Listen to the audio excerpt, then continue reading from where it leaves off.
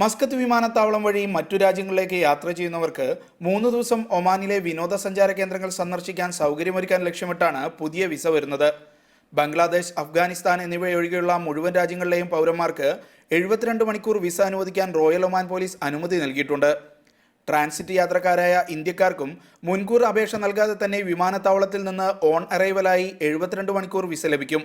ഇതിനായി electronics visa സംവിധാനം ഏർപ്പെടുത്തുമെന്ന് Oman air CEO Abdurahman al Busaidi പറഞ്ഞു. ഒമാൻ എയർ വിമാനത്തിൽ മസ്കത്ത് വഴി കടന്നുപോകുന്ന 4.8 ദശലക്ഷം യാത്രക്കാരിൽ 8 ലക്ഷം പേർ മാത്രമാണ് മസ്കത്തിലേക്ക് നേരിട്ട് വന്നു പോകുന്നവർ. ബാക്കി 40 ലക്ഷം യാത്രക്കാരും മസ്കത്ത് വഴി മറ്റിടങ്ങളിലേക്ക് പോകുന്ന ട്രാൻസിറ്റ് യാത്രക്കാരാണ്. ഇവരിൽ കുറച്ചുപേർ മാത്രമേ മസ്കത്തിൽ 24 മണിക്കൂറിൽ കൂടുതൽ തങ്ങാൻ ഉദ്ദേശിക്കുന്ന സ്റ്റോപ്പ് ഓവർ യാത്രക്കാരായുള്ളൂ. മസ്കത്തിൽ സ്റ്റോപ്പ് ഓവർ എടുക്കുന്നവരുടെ എണ്ണം വർദ്ധിപ്പിക്കാനാണ് 72 മണിക്കൂർ വിസ ലക്ഷ്യമിടുന്നത്.